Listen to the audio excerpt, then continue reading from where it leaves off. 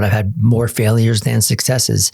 But the thing is from all of those failures, there's been lessons learned from those. I fail and I fail forward. And I think that's one of the most important things is taking those, like I mentioned earlier, taking those as stepping stones, because there's going to be obstacles along the way. Obstacles are part of the path. And if you're on a path without any obstacles, then you're probably on the wrong fucking path.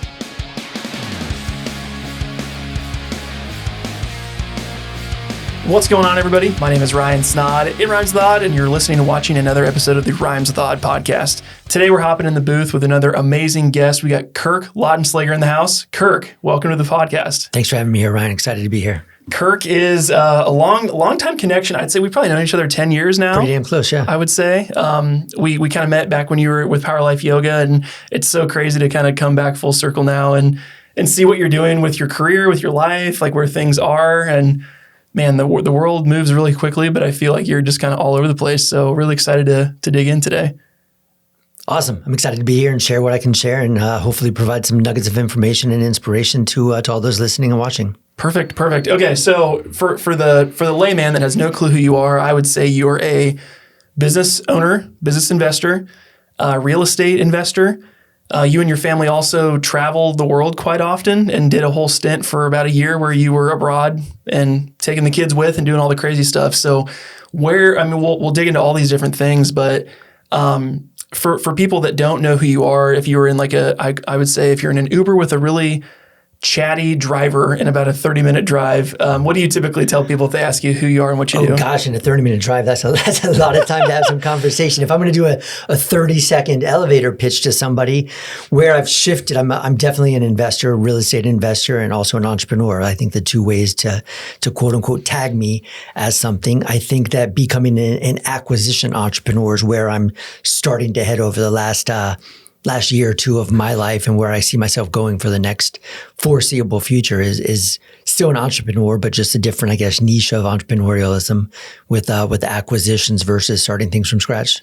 Well, and I think it's an interesting angle because a lot of people, entrepreneurship can mean a lot of things to a lot of people. To some people, they have dreams and aspirations of a business, or they have a new invention or an innovative thing that they're going to build from scratch or do a startup route.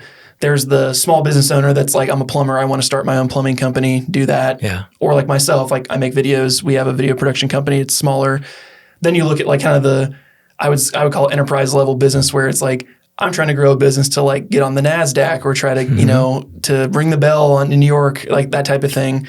But then there's kind of like your area, which is acquiring businesses and building kind of a network of things that all feed each other. And I think there's definitely value in all different areas, but like what you do is so unique because, and we'll talk about it, but you have to think such big picture of like, okay, if I have, what do I have now and how can I like add to it, but also add value in the marketplace and make sure that I'm not just like doing things that shiny object syndrome, like we just chasing new things that I want to start a car dealership and I want to start a landscaping company and I want to do like trying to just focus, but make sure that it's still with the bigger picture in mind. Absolutely. It's trying to figure out how those things can interweave amongst one another and benefit one another. And you mentioned a landscaping company. I invest in real estate. I've got long-term rentals, short-term rentals, mid-term rentals. And one of the things with owning properties is you've got landscaping needs. You need somebody to push snow, to manage the landscaping, et cetera. And so that's kind of on my radar is a landscaping business at some point in time, because right now I have to pay somebody to do all of those things. The other side of that is a cleaning business. I pay people to clean the units, the short term and the midterms, and then the long terms when people move in and out, et cetera. And so cleaning business is another thing on the radar as well. And I think from the difference, not everybody might know what an acquisition entrepreneur is. And so historically, you think of somebody as an entrepreneur, somebody that starts a business. They're working in their basement or their garage until they have enough space or money or cash flow, et cetera, to be able to go out and rent some space or something like that. And that's where I started. That's what I did for 20 years. And I think the biggest thing that I learned from that is that's a grind. It's hard. There's a massive amount of failures that happen within that time frame. And those failures can be stepping stones. They can be stumbling blocks as well. But it's important from a learning and a growth standpoint that you look at those as stepping stones versus stumbling blocks. Exact same thing. It's just the perspective on how you want to look at those. And what I've learned over the last 20 years of being self-employed, being an entrepreneur, is that it's, in my brain, smarter to buy an existing business with existing clients and existing cash flow than starting something from scratch and trying to scale that up. And I've really only come to that understanding over the last couple of years. And I've worked for myself in some capacity for 20-ish years in my professional career. Mm-hmm. And so I think just being able to acquire businesses is the route that I want to take going forward, because so many businesses fail in the first 12 months, the first 60 months, even the first 120 months, the first 10 years. You've got businesses that go under, with the shorter time frame being a higher level of a failure rate than longer term business. And for example, the business that I bought last year had been around for 13 years. The business that I just signed a purchase agreement on last week has been around for 25 years. And so buying these businesses that have stood for the test of time and have a track record of being sustainable, that's what I'm looking for right now. And I love that. And I think it's such an interesting approach, because you think, oh, I can do it better myself. I have my own brand. I can do my own thing. But there's this whole network of business owners out there that are about to retire, that especially the boomer generation right now, it's like there's so many of them that are on their way out in retirement. And it's like most of them haven't even had a succession plan or don't know. And they've spent their whole life building a business with no plan on handing it off to their kids or selling it or getting acquired by another company.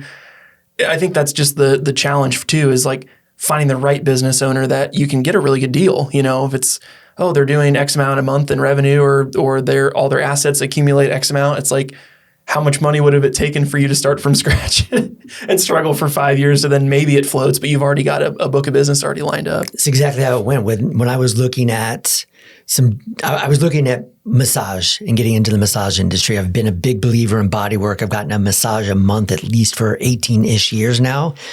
And so as I were kicking around a bunch of different cans trying to figure out what direction I'm going to go, I was looking at convenience stores from a cash flow perspective. Then I realized selling alcohol and tobacco is not really my niche, not what I want to do. Well, you got pretty far down that. I mean, you were like... I was so close. I got approved to make the purchase. And then finally it dawned on me that, this is not what I want to do. But I'd gone all the way out and met with their corporate team, had them approve me, had the location already picked out, ready to go, and just, not for me.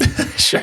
I looked at a window and door manufacturing business, just random, but it came across my plate. And I was like, yeah, sure, I'll take a look at this. And then, weaving through all of these different cones, I finally came across getting back into the health and wellness industry, which I've been in for 15-ish years now. I decided massage was where I wanted to go. And so I found a organization that I resonated with called Elements Massage. And I went out and met with their team in Denver, Colorado, to get approved by their executive team. And then at the same point in time, I was running the numbers where I could, start my own massage business, I would have brought that brand to the Des Moines area and would have had to spend 3 months, 6 months to find the real estate, another X number of months to build it out, X number of months to ramp it up. And so there was probably an 18 to 24 month time frame before there's actually even profitability built into that. So I was thinking to myself, God, 2 years to go profitable and a ton of hustle in that 24-month time frame versus, who do I know that actually owns a massage business right now that might be interested in selling? And so I text somebody that I know, and literally they're like, let's meet for coffee tomorrow. Sat down for coffee, and literally, boom, just like that. It was, wasn't quite like that. It took multiple months to get the deal actually executed, but right from there, and profitability nearly from day one on that. So. Isn't that just crazy though? Like, You think about the mountain of work that it takes to launch a business from scratch, and then you could just take the straight shot to the top of the mountain and be like, hey, we're already here. Yeah, it's like, why over all the last 20 years was I hustling, trying to build something from scratch? And like you mentioned, a lot of it is having your own brand. 2, just not knowing that acquisition entrepreneurialism is a thing. I don't even know if that entrepreneurialism is a word. Trademark, you can put it on there. And so it's like, gosh, that's probably I think one of the biggest things. And there's certainly a lot of people out there right now talking about these things. Cody Sanchez is probably one of the biggest ones out there, and she's always talking about Main Street over Wall Street, and that's kind of what she's done. And I think she's a great resource of information. I love people out there that are just willing to share information. But I think along those same lines, there's also this ulterior motive that they got. Cody's got it. This guy Pace Morby in the real estate world's got it. Both are sharing information, but they also want you to buy into their communities, buy into their master classes.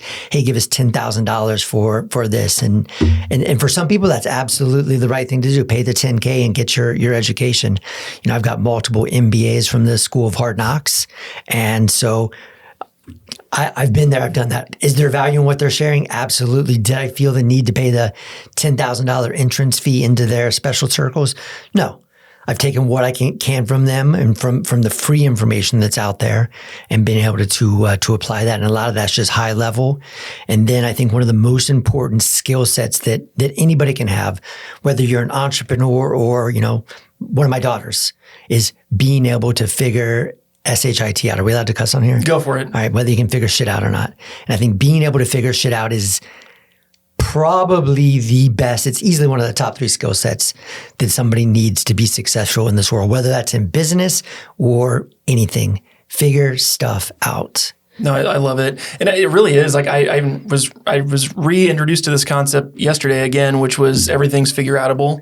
Yeah. There's so many times that this week specifically, I personally have been super stressed about a bunch of stuff going on in life. And it's like, if you just take a deep breath and realize like, you're a problem solver, you can solve this problem. If you don't know the answer, you can find somebody that does. Like, those things are super helpful. And I think even as an entrepreneur, you have to kind of lean into that a little bit too. Before we get super far down the rabbit hole, I would love to hear just a quick overview of the different businesses that you own.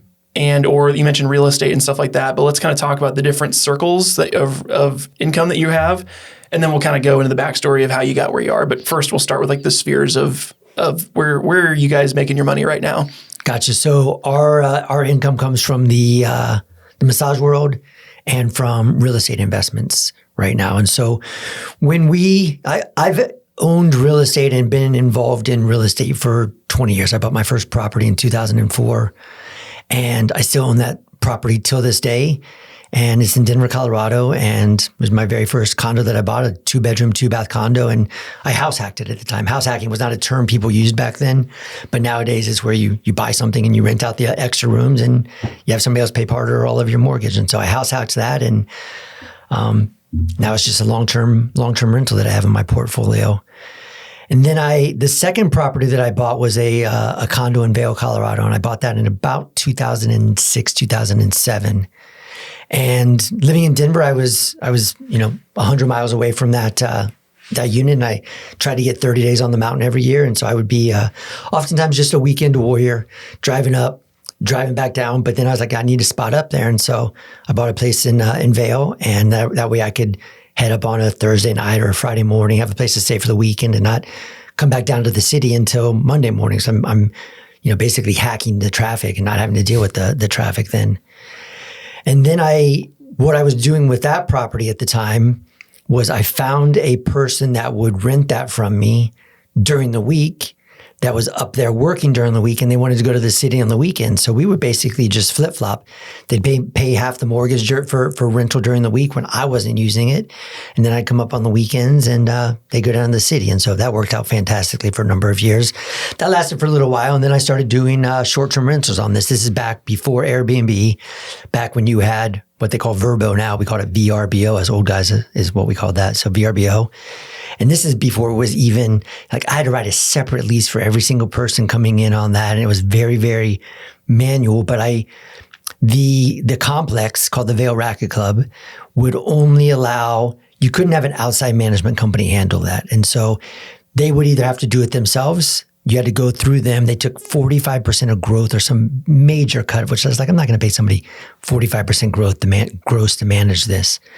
And so I just started doing the management on my own and did short-term rentals on that place from, probably like 2009 is when I started doing that through when I sold the place in maybe 17, 18, whenever I sold that. And the only reason I sold it is because we had moved out here to Iowa to co-found Power Life. And it just got too much where we weren't getting to use it as much as we wanted to. And just the management of it from afar was just a pain in the butt too. And so ended up liquidating that. And then still ended up, we still have the place in Denver, like I mentioned. And then I kind of did not do a lot with real estate for a handful of years. We bought our house here our first house here in Des Moines in 2015.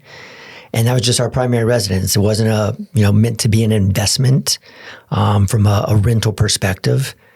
And when we left the country in 2022, our goal was just to get the mortgage paid, doing some short-term rentals on it. And so we put that up on Airbnb, and it turned out to be pretty lucrative, not just paying the mortgage, but making some good cash flow on that as well. And so when we moved back to Des Moines a year later, got back into the States, the intention was to keep that as a short-term rental because it'd done really well, and for us to buy another primary residence.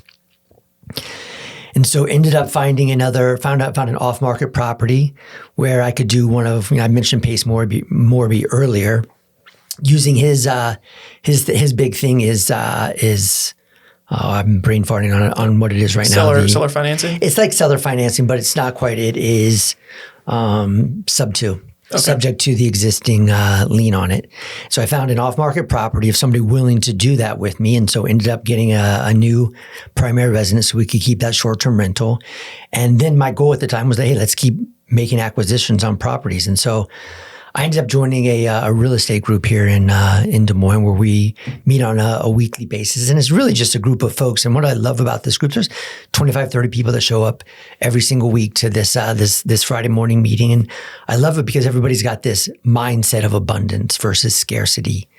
And I really resonated with that because I believe in the abundance mindset as well. And everybody's there willing to share their knowledge, even though we're, quote, arguably competitors to some degree. Everybody's willing to help one another out with the belief that a rising tide's going to float all the boats. And so I found another property within that group that I ended up buying. That would have been June of 24 last year. And that's a midterm rental. And I used how I acquired that one was through a DSCR loan, debt service coverage ratio loan, where the bank doesn't look at me from an income perspective. They look at the property from an income perspective and whether it can cash flow. Mm-hmm. And there's some nuances on that. With this being a midterm rental, the rents from a midterm perspective were higher than what a long-term tenant would be doing on that. And there's not a lot of banks that will look at that. But one of the guys in my weekly real estate group was a mortgage broker that had a bank that they had a relationship with that would do those. And so went that route on it. Then wanted to get another short-term rental because from a cash flow perspective, those things just, they kill it from a cash flow perspective. More work, more headaches, but also more juice on the squeeze on those. Found another off-market property through the real estate group and ended up buying an existing short-term rental. And bought that in October 1st of last year, and setting that thing up. That thing's just going to crush it. It will kill it. And then found another off-market property in my neighborhood just from knowing people and talking to people with one of my old neighbors that was moving out of town, and ended up buying the house from them off-market and put a long-term renter in there. So a wide variety of different pieces of real estate from short-term, midterm, and long-term rentals that pay us cash flow. That's awesome. So how many doors are we at now? I was losing track. I was trying to keep track. Yeah, that's a good question. I don't know. Maybe six-ish, something like that. And obviously cash flow is the big focus for you, but are you using a lot of these properties to finance the next deal, or is it using a lot of this cash flow to then get into a new business? What's kind of the reason or the strategy with it? It's a good question. And I think that everybody has different goals with their investments. And a lot of people think about investing in real estate and thinking about the cash flow. But if you think about a long-term piece of real estate where you've got a long-term renter in there with a 12-month lease or something, chances are you're not making a ton from a cash flow perspective from the jump. Now, the property I've owned for 20 years, different story. But if you buy something today, especially with where interest rates are and with the run-up in the market over the last 5 years, the property values, you have a hard time cash flowing from the jump from a long-term perspective. And so you think about it, easy math. Let's just use some easy math. You buy a $200,000 property, you got to put 25% down on that. You got to put $50K down to make $150 a month, your cash on cash return on that's dog shit. Yeah, and then the furnace goes out, and you got to pay that $6,000 you made over that year to, or not even $6,000, like $1,000. You're already your $1,500 of cash flow goes. Your 4 years of $1,500. That's six. Yeah, you're done. Yeah, and so that's why I like that's why I think a mix of long term and short term and mid term is the other way to go. That diversification in there, because your short terms you can cash flow a lot more than your long term. So that mix in there as well. I think also one of the big advantages of this, especially for entrepreneurs, for business owners, as well as being able to utilize some of the tax benefits of real estate as well. And so you can write off the depreciation, you can write off all kinds of different things on there. And so getting really, really smart from a tax perspective. It's where I've spent a lot of my education over the last 12 to 24 months is really understanding taxes.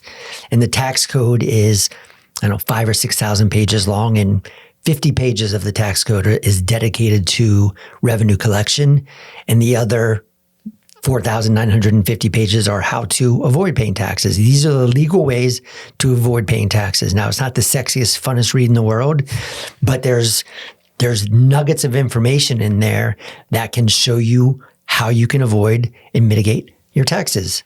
And so being able to understand that, I really think that's how generational wealth is the most accessible is through being able to understand the tax code and playing that game. Sure.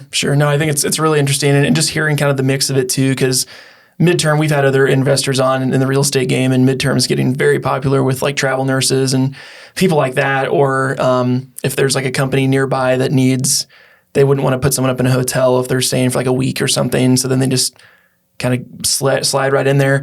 Well, actually, I was just back home here last week visiting some friends at a wedding, and their parents own a short-term rental in Fort Madison where I live. And it's like blue collar world down there. Like there's no tourism, there's no anything bringing anybody down there.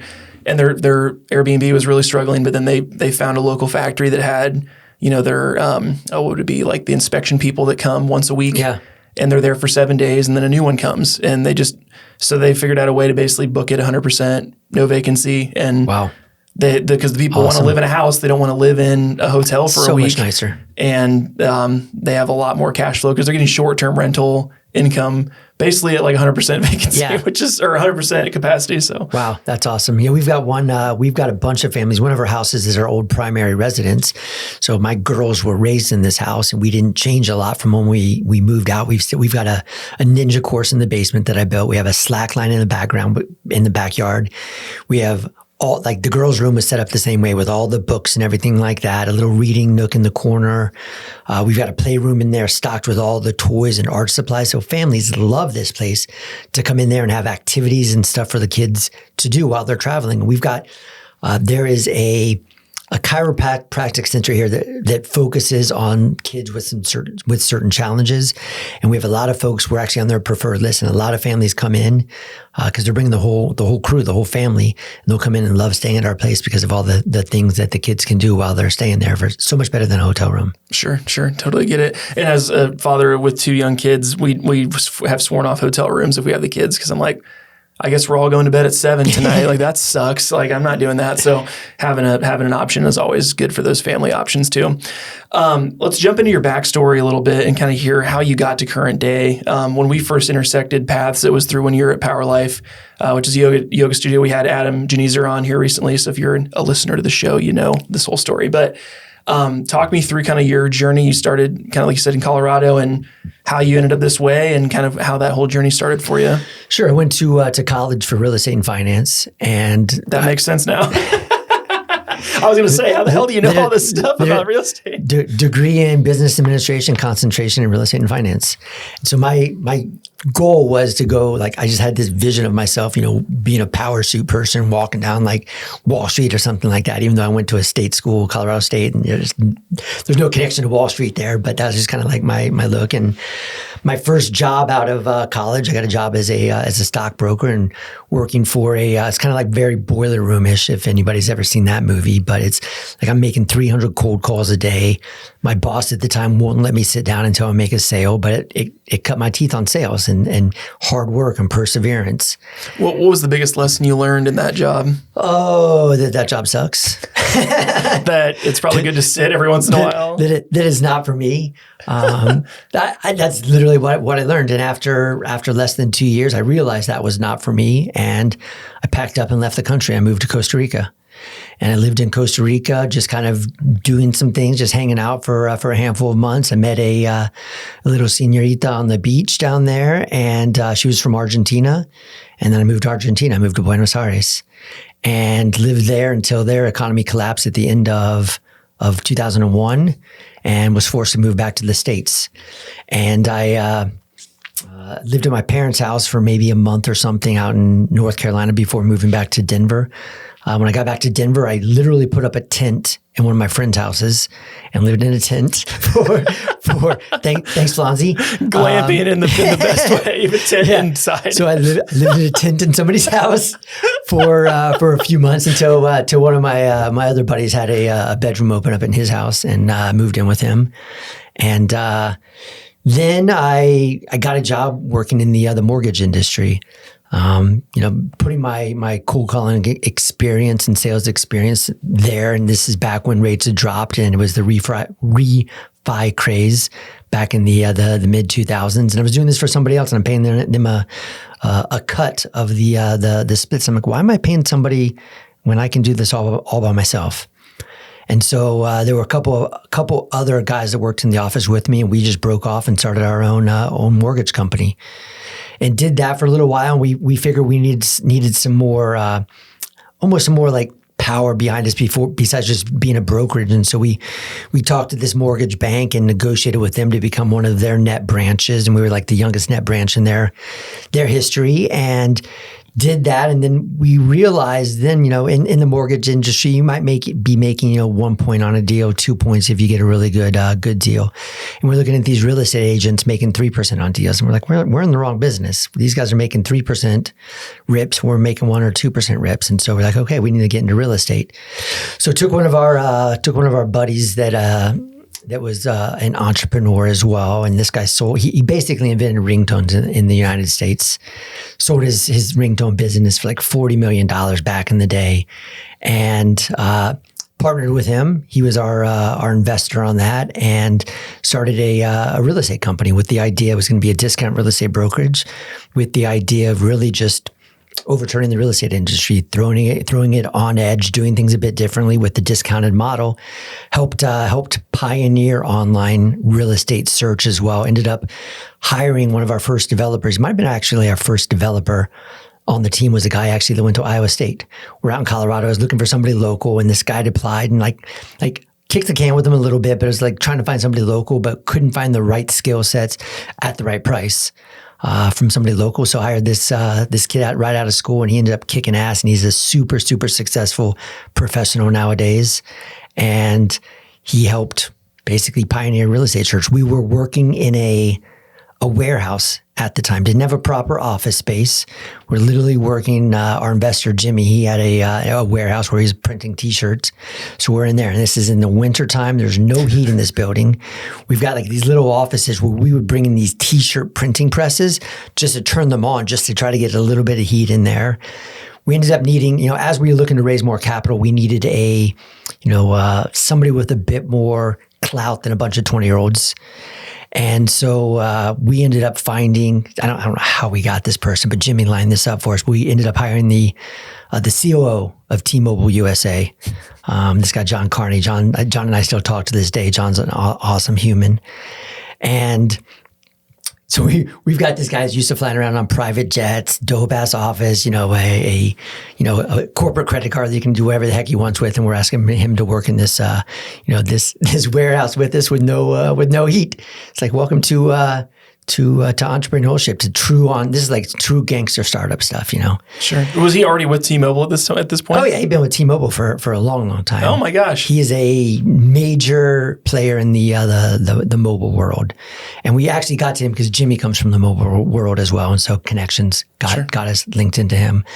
And it turned out not being the right gig for John in this startup world. And John ended up moving on, but we ended up, basically that business got eaten up by the financial crisis. Our model was based upon volume, and when the financial crisis hit and everything, just two different things. One, I can blame the financial crisis. Part of it, we could have pivoted. We ended up selling all the assets of the business to this other guy that still uses those assets to this day. And so looking back on it, we didn't have the vision. I didn't have the vision to be able to see what was possible with the assets that we had built, and this other person did. And they bought our assets and put those to good use and made a killing from them. And so, did you guys invent Zillow? Is that what you're trying to tell me? Zillow was around at that point in time, okay.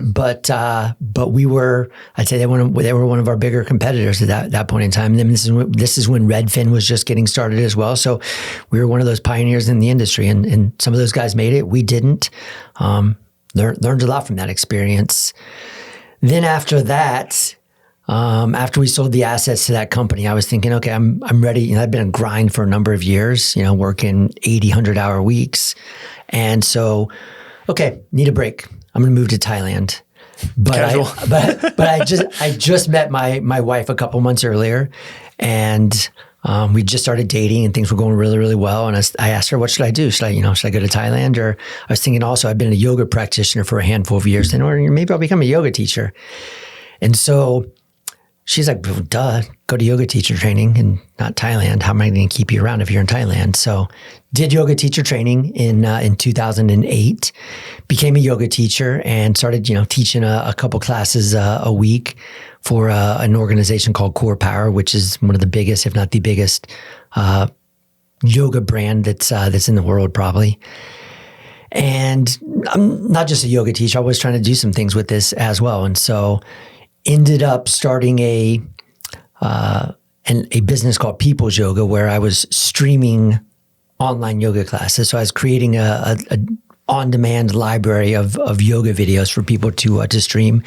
This is, I think I launched that in maybe 2010. So this is way before Peloton and everybody else was doing this stuff. And it's just ahead of the curve, too far ahead of the curve on this. Sure.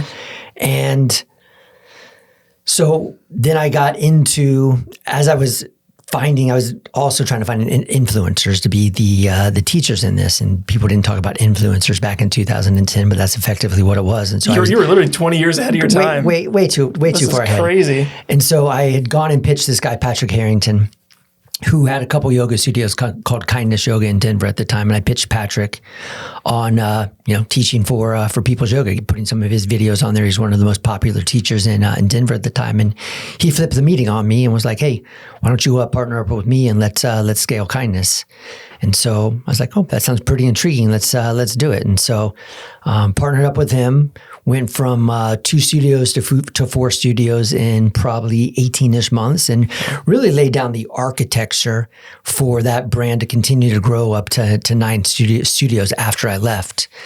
At that point in time, Adam, who was my partner at Power Life, had gone through one of my yoga teacher trainings, and him and I have been in contact about a bunch of different stuff about just yoga and business in general. And then he came out here to Iowa and opened up Power Life, and a handful of months later was made me an offer to come out and partner with him and Vincent Nola, who's our other business partner in that, and grow the business. And so came out here, kind of left Kindness, came out here and built Power Life for the next decade.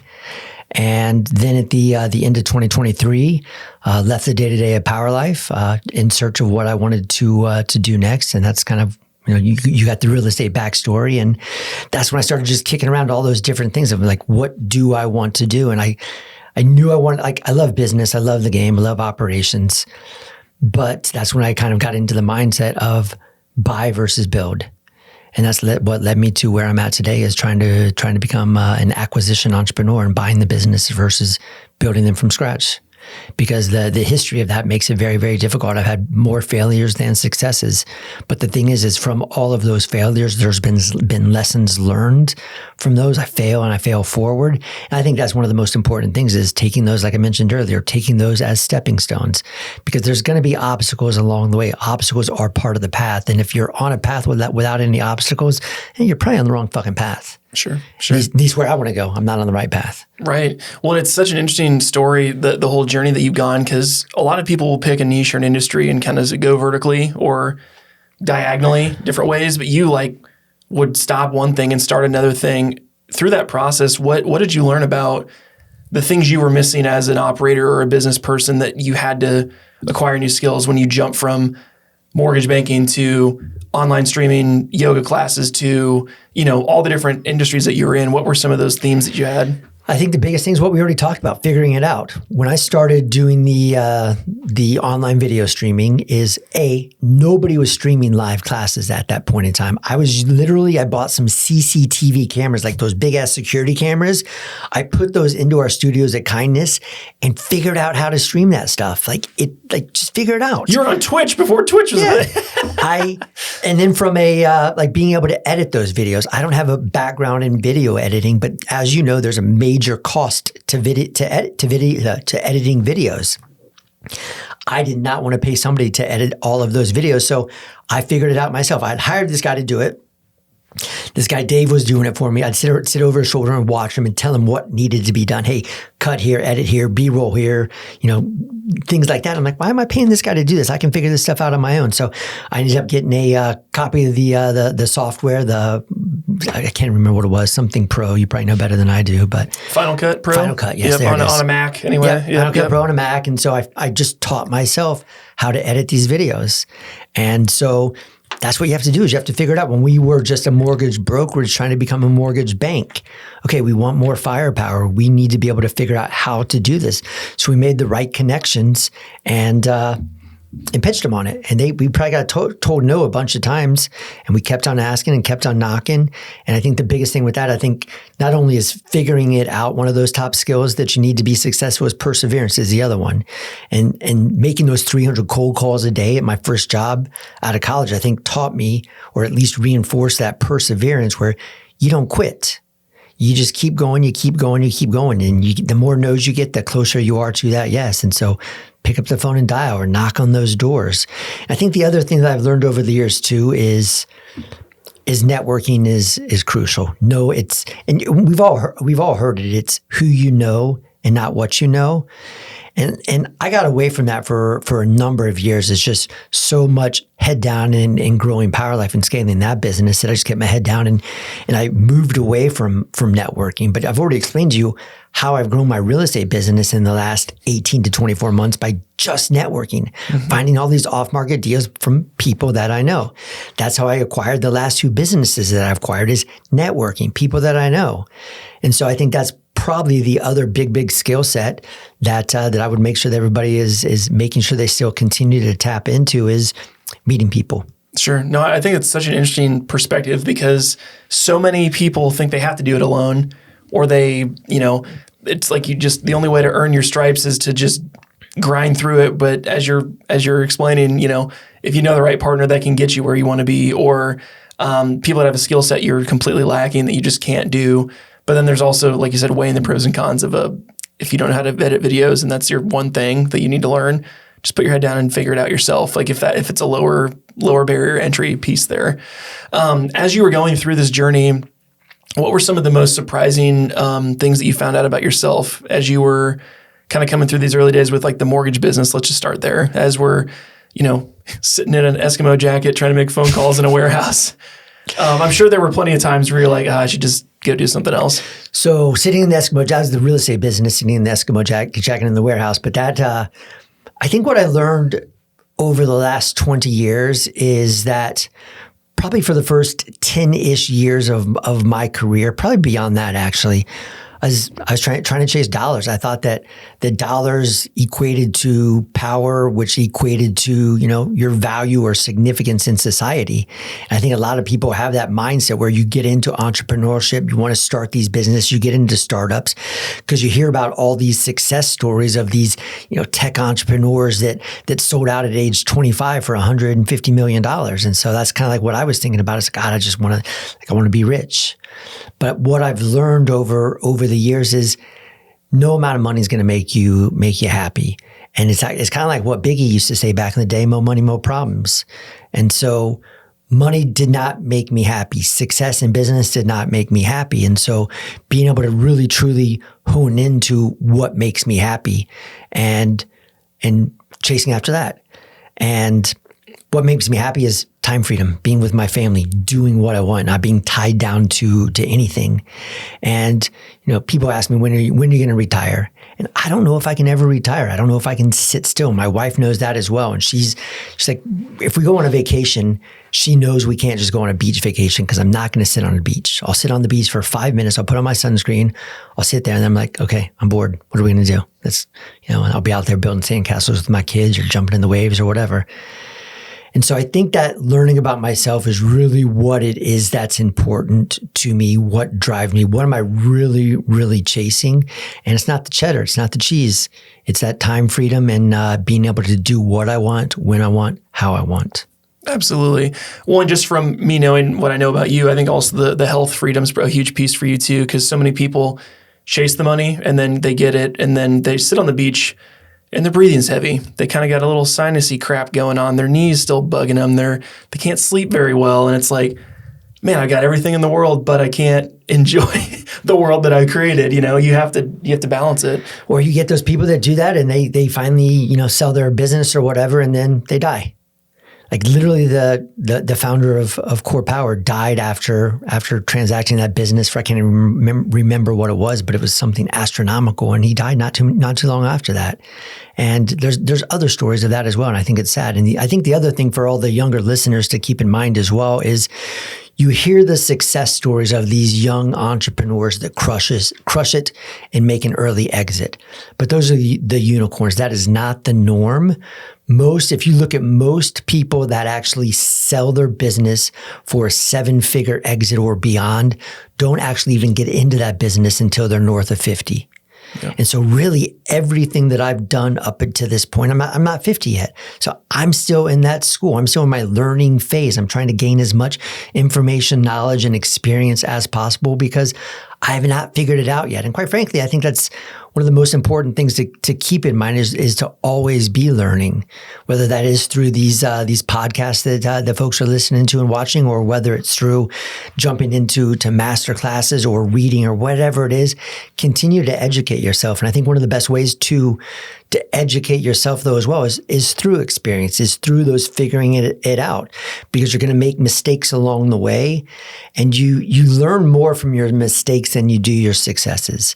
I could ask you what are some of the biggest things that you've learned in your life, and you would probably attribute most of those to quote unquote failures along the way versus the successful things that you've accomplished.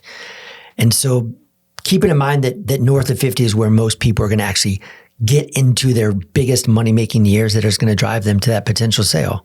Sure. And as people start to grow too, what's the stat? Like most millionaires have 7 streams of income. So most people try to build 7 things simultaneously instead of just picking one thing that they get really good at or build that can then have excess cash flow they can then use to do other things, where I think a lot of people lose. And I'm victim of this too, with the shiny object syndrome. It's like trying to stay focused that way.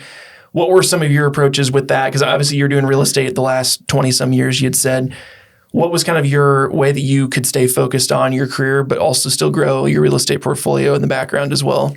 Well, I paused completely on my real estate portfolio when I was growing Power Life. Like I literally did not do any acquisitions for probably a decade or something like that. And so my mind was so hyper-focused on growing that business that I failed to integrate these other income streams in. And so that gets back to continue to network and continue to keep those side hustles going. If you would have asked me in 2011, hey, Kirk, what do you do?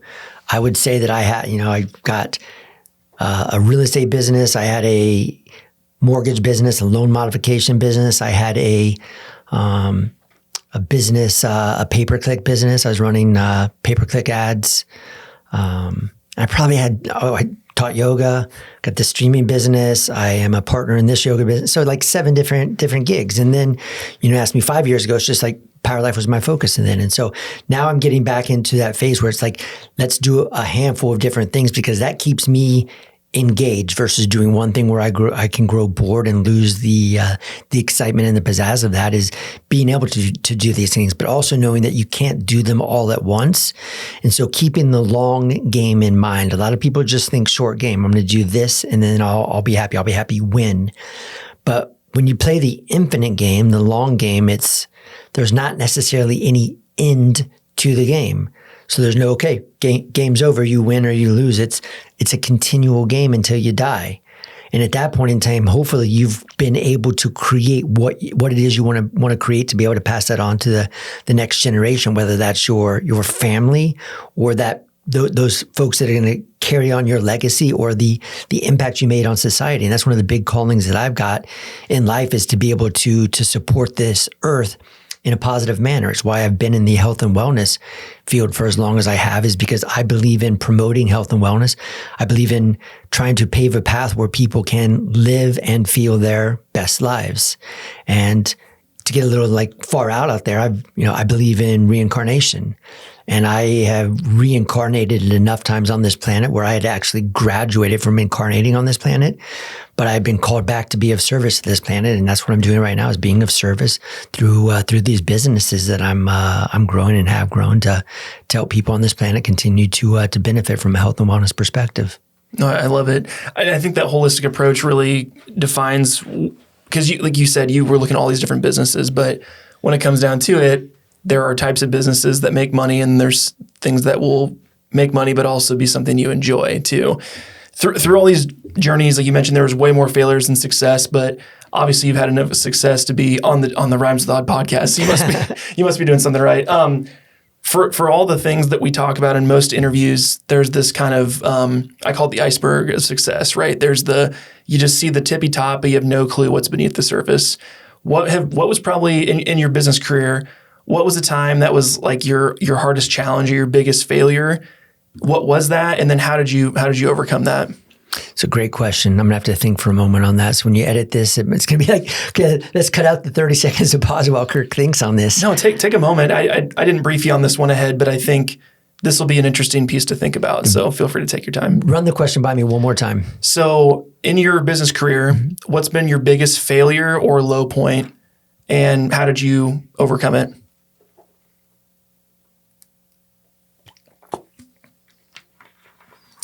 I'd say my biggest failure, one of them I can't talk about legally, and so I can't go over that one. But I think one of the biggest failures is not being able to pivot. Our company, our real estate company, was called Relogic, and not being able to take Relogic back in 2008. And we had this vision, this goal with what it was going to be, and not being able to take these assets that we created and pivot and change. And I think that's one of the things that was applied to, for example, during Power Life, during COVID, we had to shut down all the studios and immediately pivoted that business. I was in the studio the next day filming and putting a bunch of stuff up online. So you're like, where are my CCTV cameras? Yeah, no shit, huh? We're coming back, baby. Yeah. Twitching it. Yeah. And so what I learned from that is, we don't need editing on that stuff. We're going raw, straight up. This is what we've got here. We're not even going to waste time editing, but also being able to pivot on a dime to be able to keep that business going. And so I think that's one of the biggest things that I learned, is no matter what your vision is not being able to have these blinders on that prevent you from seeing a bigger picture, not feeling limited, because at that time, I think we were thinking that if we did not achieve what we had set out to achieve, that it was a failure. And I think we're probably scared of failing and not hitting those marks. When in reality, if we just looked over to the left side, we can actually, and the guy gave us his playbook, the guy Victor that ended up buying the assets from us, he's like, this is what I'm going to do with those. It's like, you just gave us your playbook and we couldn't execute on that playbook. You gave us your ideas. And so our failure to be able to continue to move forward or to change directions. And so I just say to the listeners out there is, you've got to have a direction that you're going, but it's kind of like that saying this, you just got to have the courage to be able to take the first step. You're not going to see the whole staircase. And in this moment, we didn't have the balls to be able to keep climbing up the staircase because we couldn't see them. It's like, we missed that step, and so let's just fall down. And so we quit. We didn't persevere through, and we didn't figure it out. And so those skill sets that I think are the most important, we failed to implement. And so leaning back on those things of perseverance and being able to figure it out comes back to it all. Sure.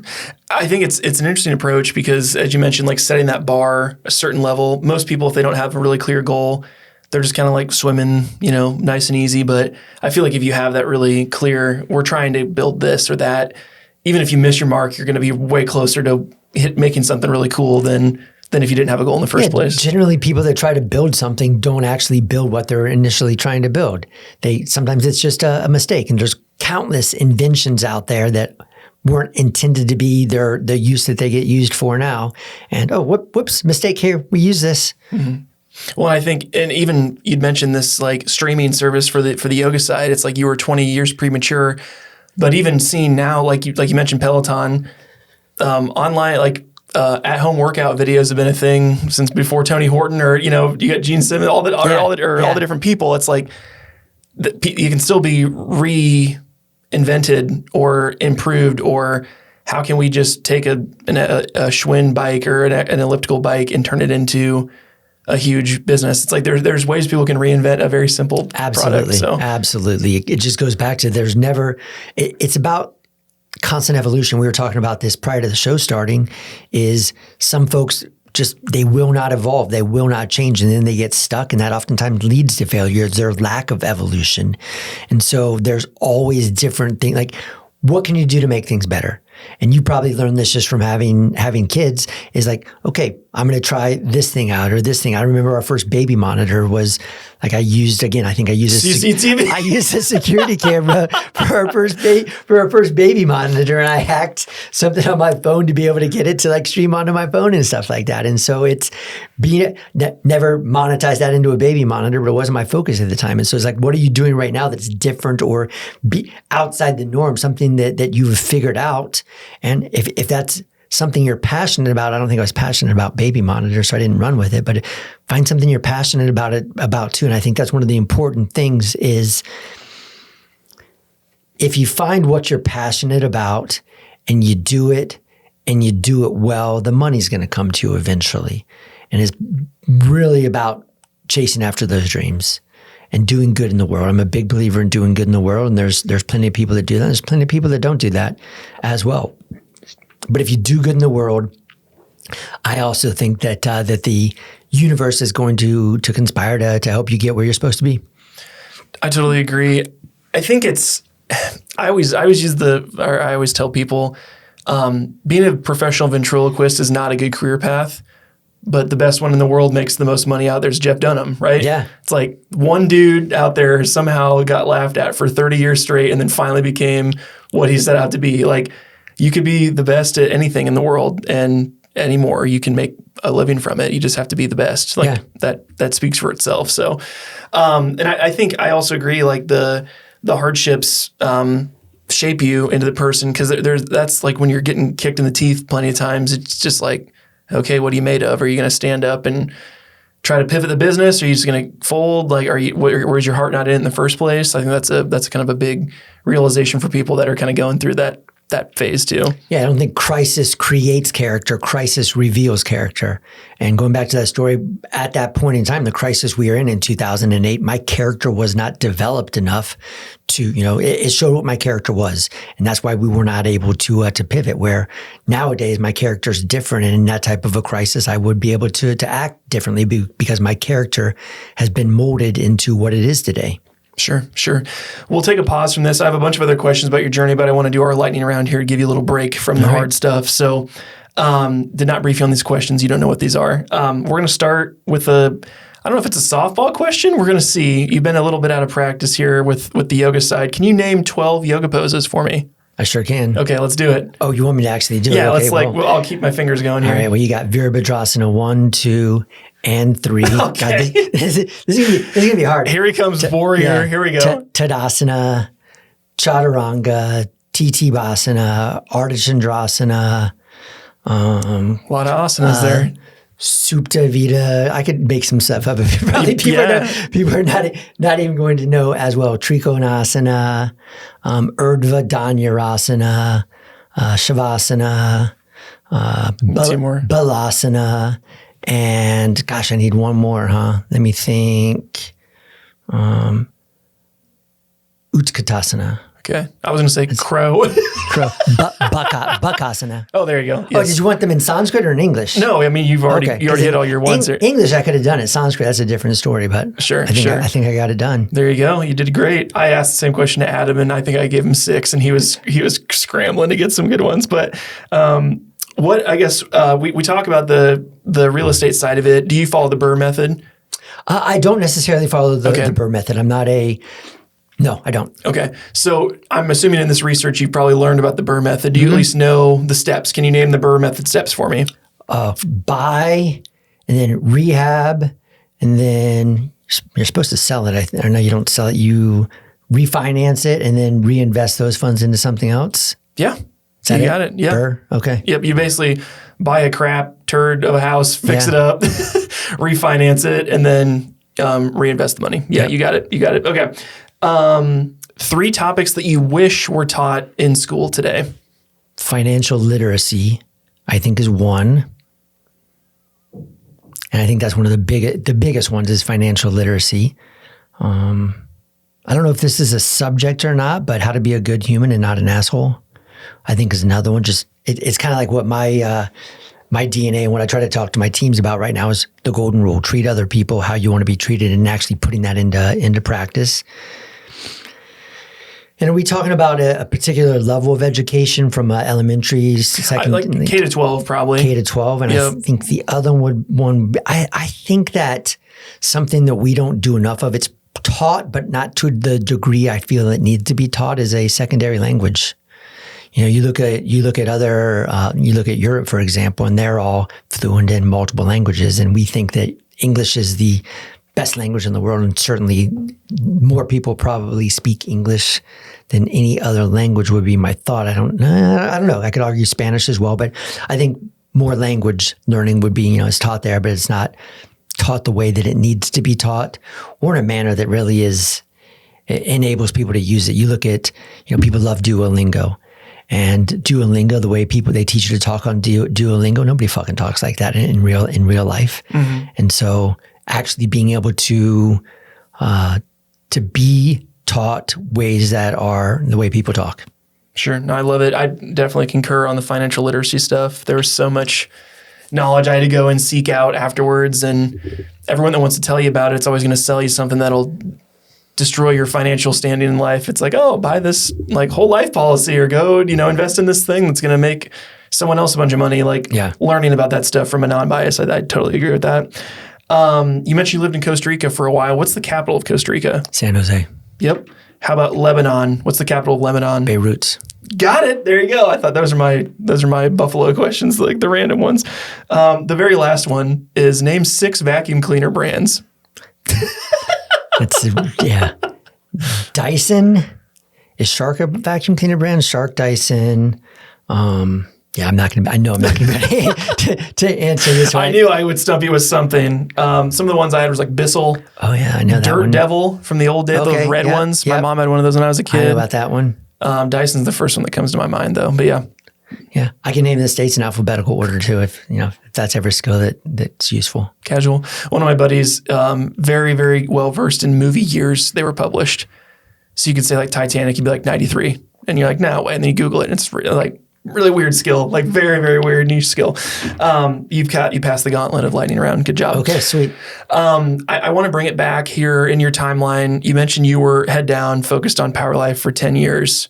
What changed to make it to the point where you're ready to leave that and go back to being Kirk that does all things, and really what had to happen mentally for you to prepare yourself to kind of go from being laser focused for a decade to going back to being the jack of all trades there? I think just losing the energy and the excitement that I once had. You just don't wake up with that excited feeling anymore. And so when you lose that motivation, it just makes it a lot harder to go in and execute. And so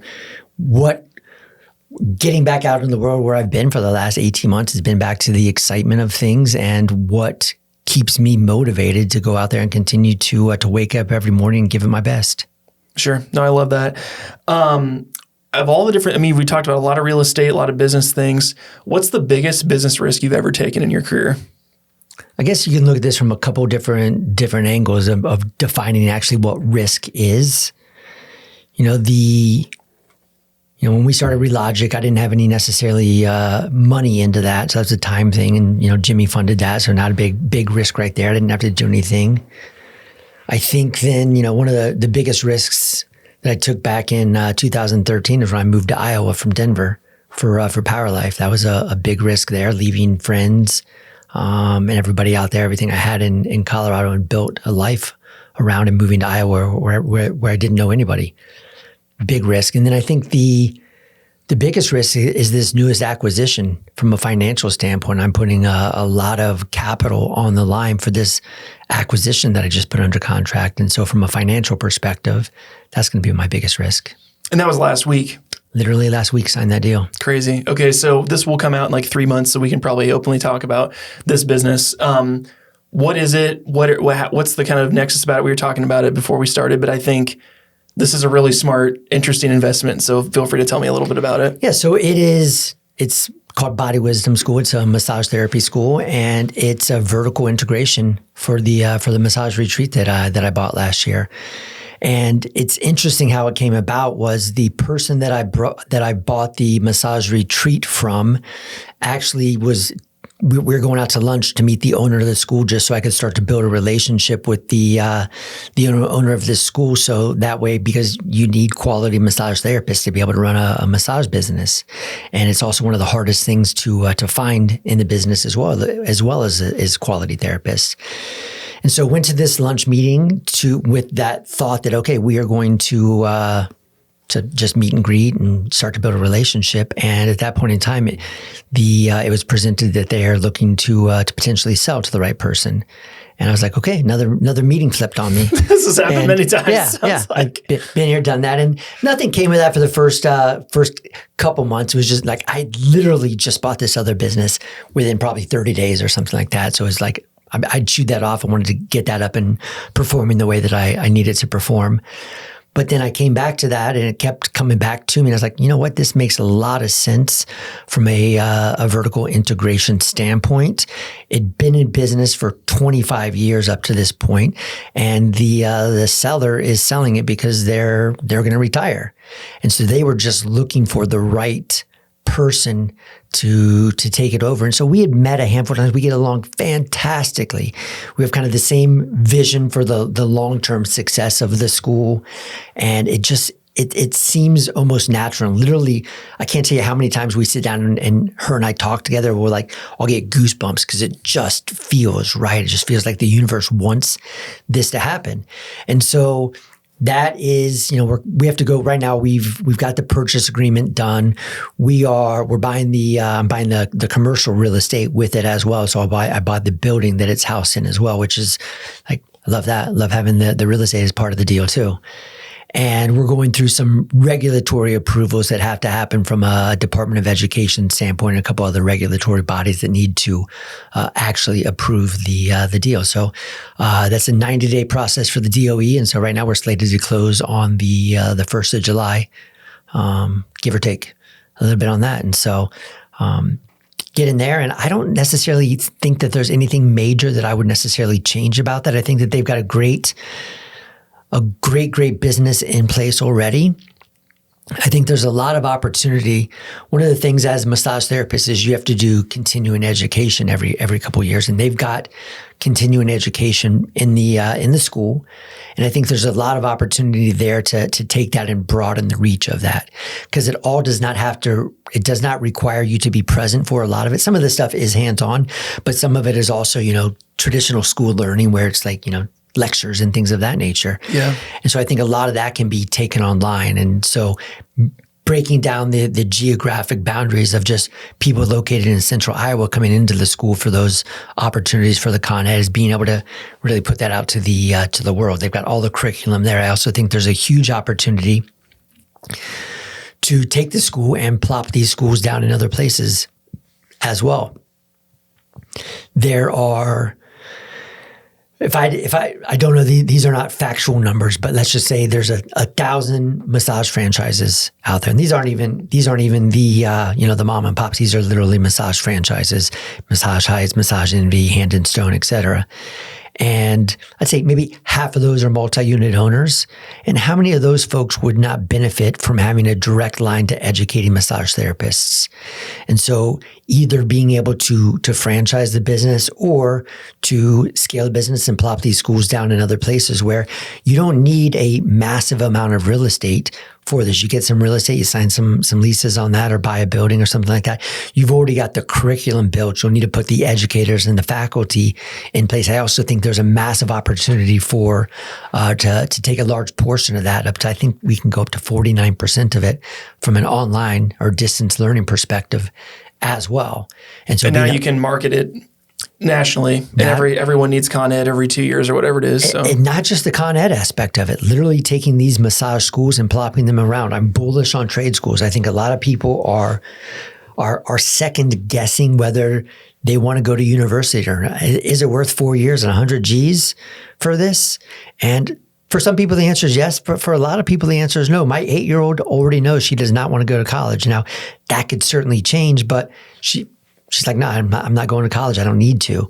And I believe her. She's a hustler. She figures stuff out and she'll be successful. And I think a lot of people will stop going to universities. People will start more going to trade schools. And there's some studies out there where I think they're projecting, I can't remember who did this study, and citing your source is important. So take this for what it's worth because I can't cite my source on it. But it was like they're projecting 6 to 8% year over year growth from a trade school enrollment perspective. And so, boom. And so that's where the industry is going. That's where people are going to go. And there's not there's a ton of opportunity to lay these schools out all over the country and quite frankly, all over the world. There's really not geographic boundaries that need to be put in place for this. I'm sure there's different, every state's got different laws around it. Every country's got different laws around it, but you can certainly start to navigate and figure that out to be able to get to where you need to be able to drop these massage schools all over the world. It's crazy to hear you talk about it because we were talking off air as well. I'll mention, so Paige is a hairstylist, and when she was in hair school, I would come in and you go in and the students are paying tuition to be there, but they're also requiring people to come in and get services done, whether it's massage services or nail or hair or whatever. And the people come in and have to pay for it because it's a salon. It's heavily discounted. Say your normal haircut for a woman's like $50, it'd be like $25 or whatever. But they're charging the students to then work for free and then making money from their customer base. They're requiring people to come in to get services done. I'm like, this is the best business model ever. It's brilliant. You've got the hairstylist, the therapist. Those folks need practice, real life practice as part of their practicums, their clinic hours, and they've got to need people to do that. And they're really actually good. Like I'm sure that Paige did a great job for the most part, and these therapists do a great job for the most part. It's a learning experience, but it's another line on the income statement. Sure. No, I think it's really interesting, and especially where the industry is going to. Because if you can build relationships with other massage therapy places, or as you start to open, obviously you'll have a preferred partnership with your own vertical integration. Where we're looking to open a new location in West Des Moines or Waukee or Indianola or whatever, like. Apply now. Like we'll let you know. You have a great interview. And obviously we can talk to your instructors and see if you're a good fit for what we're looking for. What's kind of the thing that made it kind of all click for you when they were previous owner was presenting this offer to you? Did it like immediately like, oh, this is exactly what we need to do, or was there some convincing that had to happen? I don't think there was a lot of necessarily convincing that needed to happen. It feels like this is what I've done for all the work I've done for the last 20 years has led up to this moment. You look at what I did at Power Life, from leading operations to building out the programming and the educational aspect, very similar to that.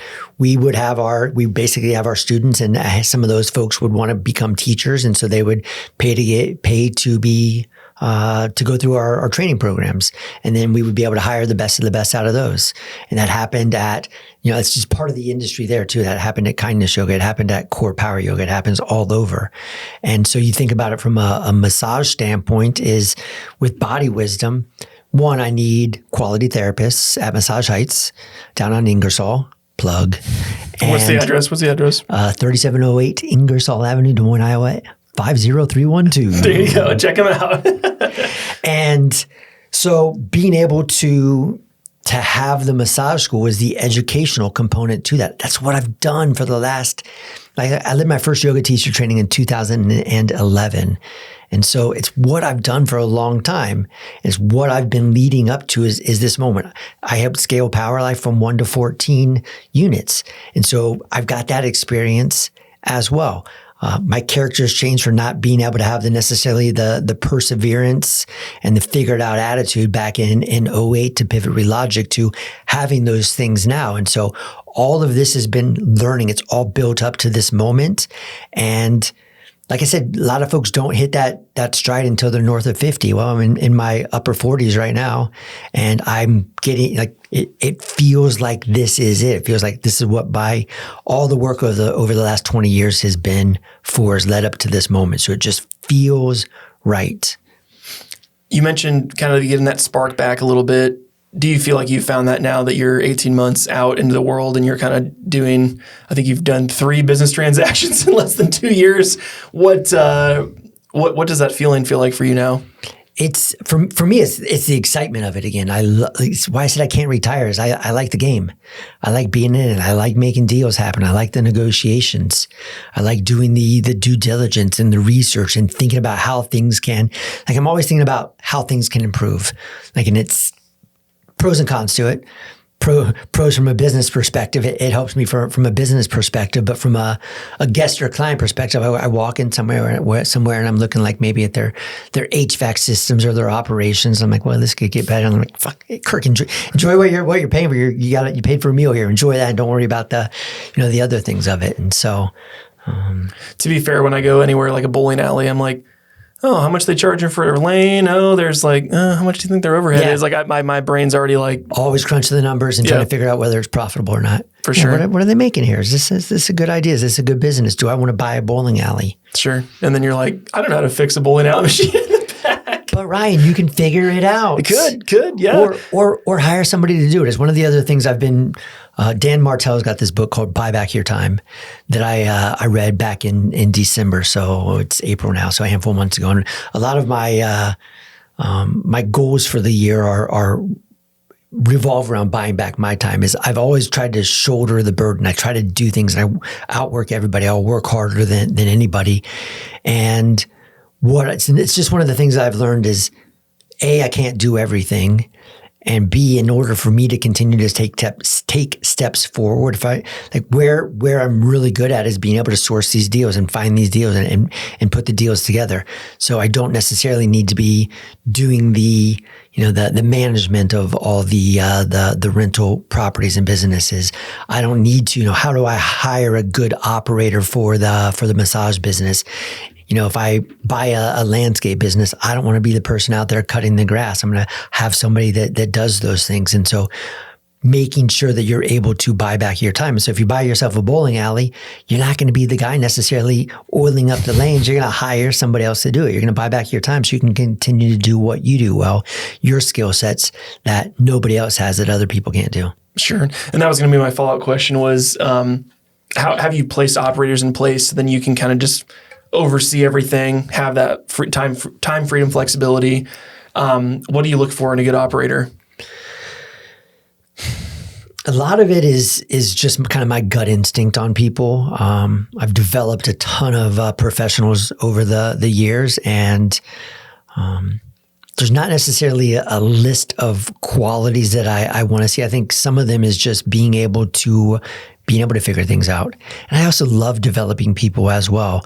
Like my retreat director down at Massage Heights right now is, we've been working together 6-7 months. She's fantastic and she's coachable. And so I think that's probably one of the biggest things is that coachability. They've got to have that natural raw talent, but being able to coach them to get them to where you need them to be is important, because somebody could have all the talent in the world, but if they're not coachable, at least for me, they're not going to work out. So I'd say probably from that standpoint, the number one thing I look for is the coachability on it. And then they've got to be willing to learn and try things, being able to empower them with decision-making authority as well, because a lot of people don't have the confidence to be able to make decisions from a fear of failure standpoint. And so putting them in places to be able to make decisions and letting them know that it's okay to fall down. And I'll even tell them, hey, I'm going to let you fall down. You're not going to get all these decisions right. I'll let you fall down and you're going to scrape your knee. I won't necessarily let you fall down and break both your legs, maybe like one of them, or maybe your arm or something, but not both your legs. It's not going to be fatal, but part of the learning experience is being able to fall down. And so giving them the power to make those decisions. I just gave my lead massage therapist today, where she's been coming to me for when we need to make some purchases from an inventory perspective or things like that. I just gave her decision-making authority up to a certain dollar figure today. I say, hey, anything up to this dollar figure, you're good on. If it goes north of that, then run it by me. So now she's in the seat to be able to make those decisions. It takes me out of the equation now, where they don't have to come to me. She doesn't have to come to me to make those decisions. If there's a coaching or learning opportunity, if she goes and buys something, I'm like, why did you buy this? Like, ask the questions, figure out what is their intention behind it, because I think intention drives everything. And if they had an intention, great. Is it the intention that you're wanting or driving or working towards? Is it leading to those goals, or was it just not the intention that drives one of the goals, or just like a willy-nilly type of a purchase where I don't know. Sure. So I love it. And then that goes back to the coachability, and are they open to being coachable on that? The coachability is a big piece, because if you bring in an operator that's, I've been doing this for 20 years, I know what I'm doing, and then won't listen to anything, you're going to want to run things different than what they did in the past. So I think also just the fact that you can move a lot more nimbly because you have trusted people that are in the right seats. Because I think most people would hear this conversation and think, how's he managing 6 properties and 2 businesses and a family and all this stuff? It's like, you can't do it alone. You have to have people. And with the real estate side, it's like there's softwares that automate responses, and you can, someone checked out, it pings the cleaner, and like whatever it looks like that side. Yep. From the landscaping side, have you started going down that path of trying to either find a business partner that wants to run a business like that you would either go 50-50 on, or are you looking to just start one and then hire the crew? Like, what in that specific example, where have you gone with that? One, I would not start one. I'd buy one. There you go. So put that on a bumper sticker. And I probably wouldn't go 50-50 with somebody on it. If there was an operator, if I had a good operator in place, I think that ownership is important, and being able to carve out some ownership for somebody's fantastic. That helps them act and think like an owner as well. But I would go out. I've not gone down the route of trying to buy a landscape business. I've taken a very high level look at some, but I've not put any type of LOIs, letters of intent, out for a purchase of one of those. It is on, I think, the next 2 businesses that I would look to vertically integrate would be a landscaping business and a cleaning business. Sure. That makes a lot of sense. In terms of the vertical integrations, we've talked, I think last time we met, you mentioned you want to buy a business every year for the next 10 years. Mm-hmm. Why is that? I think having multiple income streams, I think, what you said earlier is a lot of folks, the wealthy, the generational wealthy, have 7+ income streams. And so this gives you multiple income streams. It allows some vertical integration through the businesses. In my real estate, if I have to hire a landscaper, why not hire my own business that's a landscaper? If I have to hire cleaners, why not hire my cleaning business to do those things? And then also, I think that every business is not going to be on the uptick at the same time based upon macroeconomic conditions. And so the hope would be that 70 to 80% of them are growing based upon macroeconomic conditions, but there's probably going to be 1 or 2 of those that are just in the rut or something along those lines as well. And in a perfect world, they're all 10 of them are profitable and cash flowing well. But I'm also a realist that the 80-20 rule is probably in effect there as well, where 20% of them might not be. And so that kind of hedges everything from only having 1 or 2 businesses. When you have 10 businesses, well, the 80% that are doing great outweigh the 20% that are not. If you've only got 2 businesses or 1 business, then you have more risk, less control. Sure, totally get it. As you're starting to go into this acquisition entrepreneurship stage of life, have you looked at other opportunities for like angel investing or minority ownership in other companies where, say, someone needs capital injection to start a business and you would take a percentage. Have you looked at anything like that, or are you mainly looking at acquisition? I've not dove deep into any of that right now. I'd be open to it. So if anybody's listening, sure, they can reach out to me on something like that. I'm absolutely open to it because I love working with entrepreneurs, and just I'm also open to giving people free advice on things too, because I think that's just an important part of being able to give back. I think one of the things I've been looking into is some real estate syndication, where I would be an LP on some stuff. I actually put some money down on a multifamily project that it never actually came to fruition this year, but I was going to be a limited partner on a syndication there, and I'm still got my that gunpowder on the sidelines when they find that next deal to move forward on. To link into that. I've got another person that's invited me to join their fund as well they do kind of more along like hard money lending to real estate professionals, fix and flippers and things like that. And they've invited me to join them in their fund for that as well. So no specific though, like just individual businesses, but I'm open to it. Sure. Well, it sounds like you're definitely one of those opportunists that if something comes across your desk, you'll actually take a look at it. A lot of people, I've never done this before. I've never, I feel like you actually consider what's in front of you and make an educated decision on it, where a lot of people would just say, I don't know, like, you kind of wait a little bit, or we've never done midterm rental. Like, well, I see this, taking in all the information, that research stage. It's like, well, I think this could really work here, and kind of exploring it rather than being like, no, we just do Airbnb, or no, we just do long-term. It's like leaving a little room for the wiggle, like, you can switch things around, move it around. That's how deals come across my plate, is like, figure it out.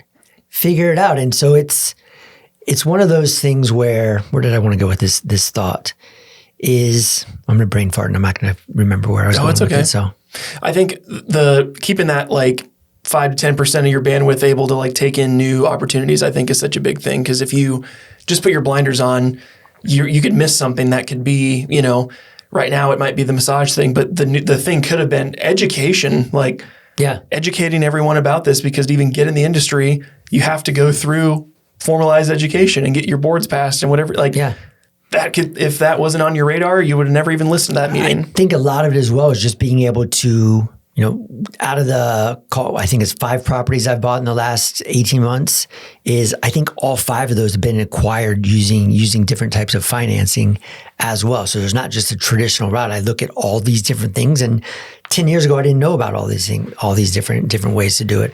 I think another cool thing that I'm diving more into is being able to, one, like I mentioned earlier about the taxes, but also from a self-directed IRA perspective as well. A lot of folks have IRAs or 401ks, and there's a lot of ways where you can actually utilize that money to invest in real estate or in other types of ventures that are outside of the capital markets. You're not just having to invest in stocks and mutual funds and bonds, et cetera.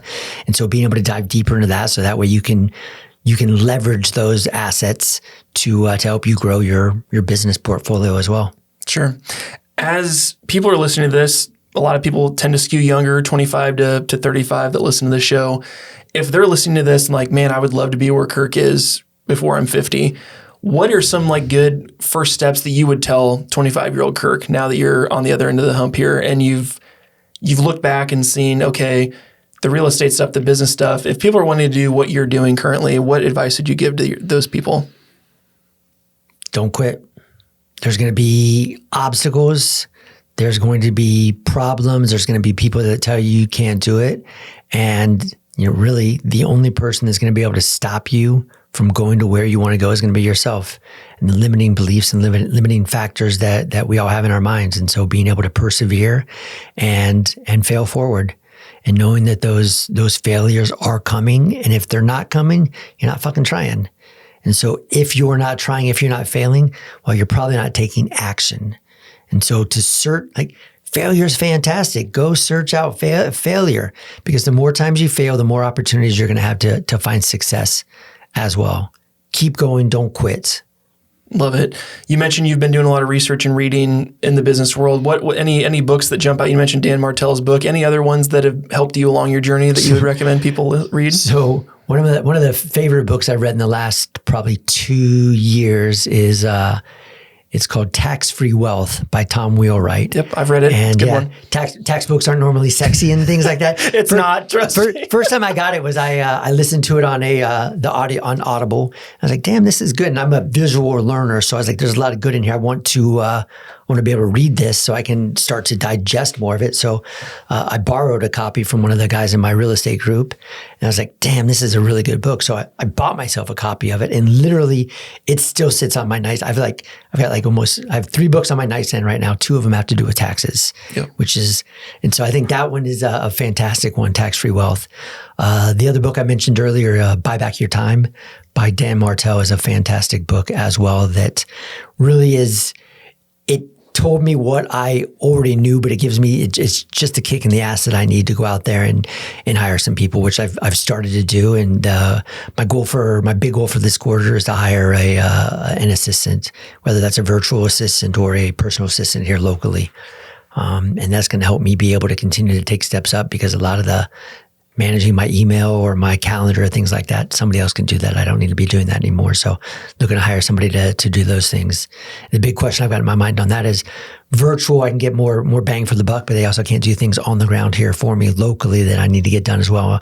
And that's kind of where I'm back and forth on right now. What's the right avenue to go on that? Well, if someone's listening and they're extremely well-organized, type A, and they want to get an inside look at Kirk's life, shoot him an email. Maybe the right person's listening. So as we're kind of looking, like we said, longer term, you mentioned, one of my questions literally was, will you ever retire? But we kind of talked about it like 3 or 4 times here, but I'll pose it to you. Do you think you'll ever retire? And what does retirement look like to someone like yourself? I don't think I'll ever retire.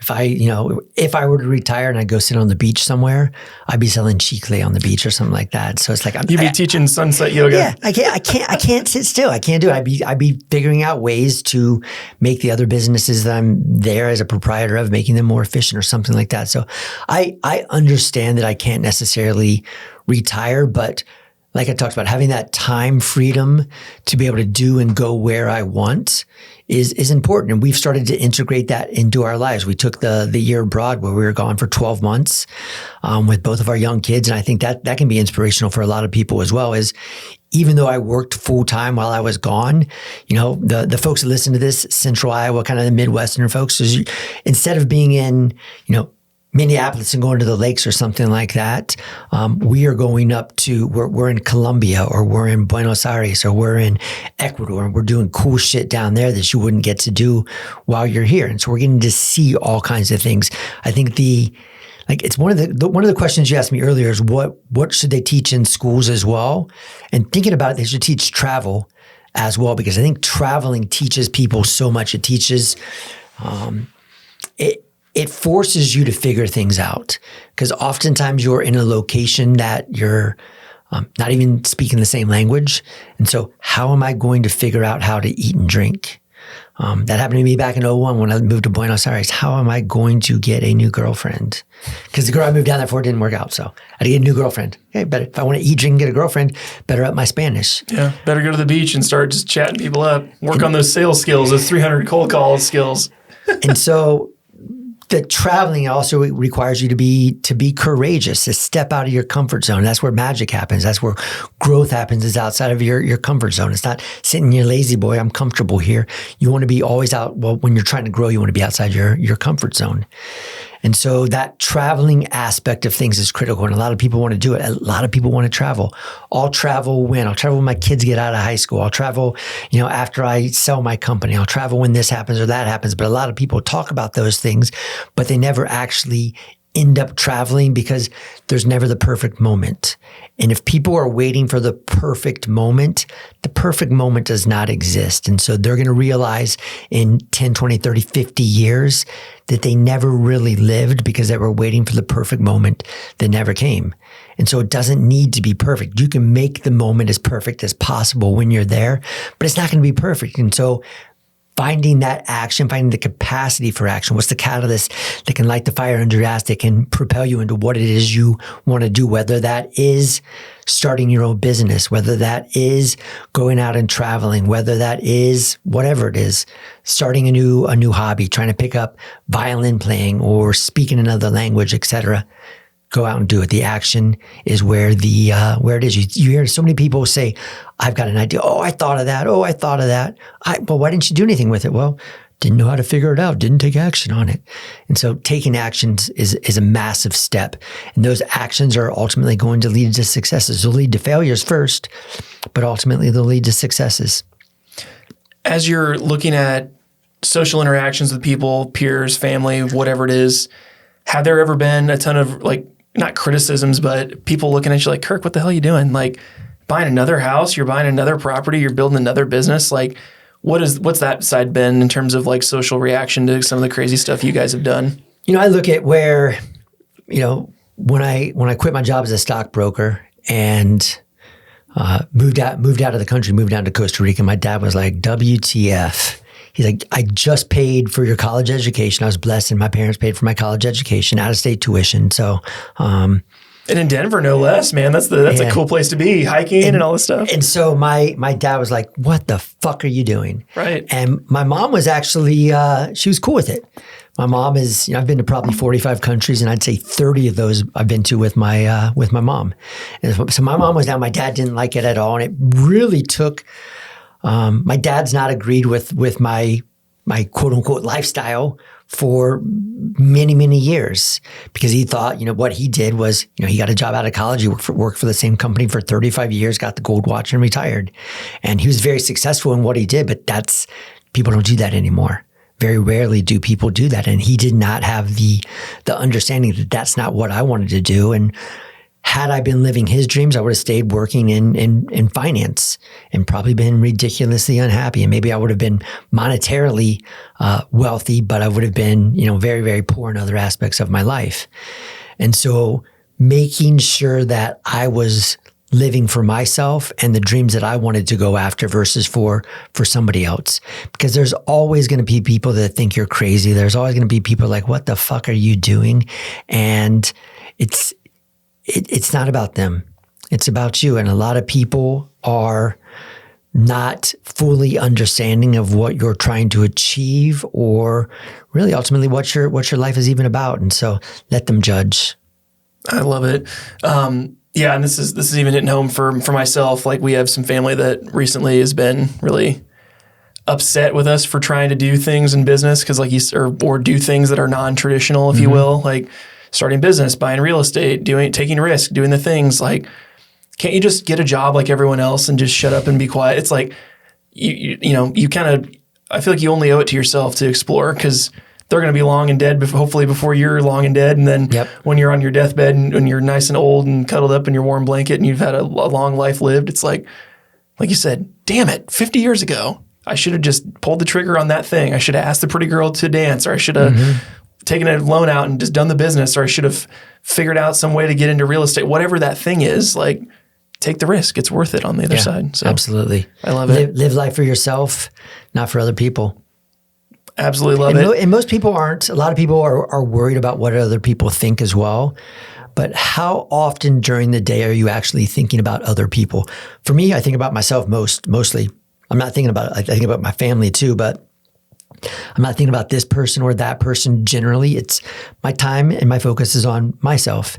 And so whoever else is out there, what are they going to think about this? You know what? Chances are they're not even thinking about it at all, Kirk. So don't worry about it. You do you, and don't worry about what those other people are thinking, because they're not thinking about you. They're thinking about themselves.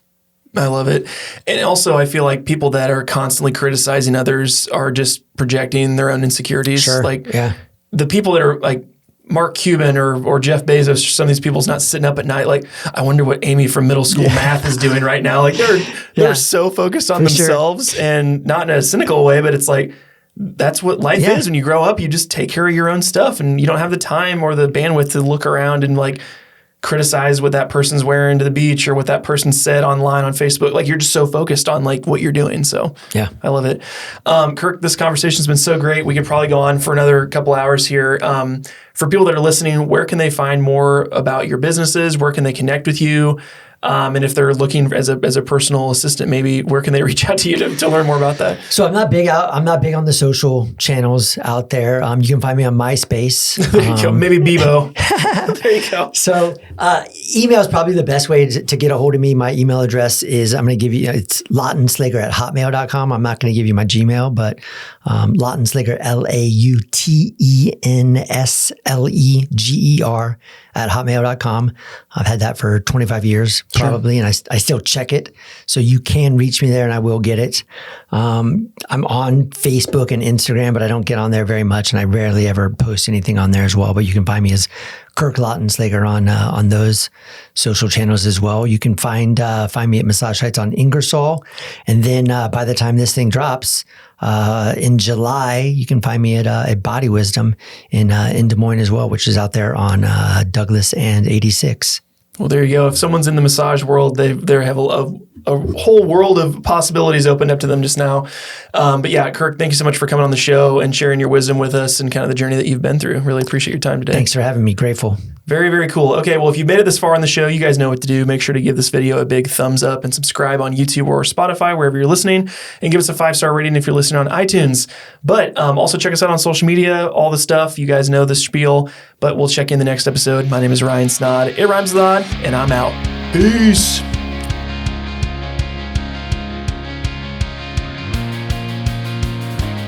Thank you so much for watching yet another episode of the Rhymes with the Odd podcast. We really do appreciate your support. If you could give us a 5-star review on Apple iTunes, that makes a world of difference, guys. Also, if you're tuning in on YouTube or Spotify, make sure to subscribe so you don't miss another episode, and check us out on social media. Also, if you'd like to inquire more about our services here at Snod Media Group or learn about doing your own podcast for your own business, you can find us at snodmedia.com. We'll see you in the next episode. Peace.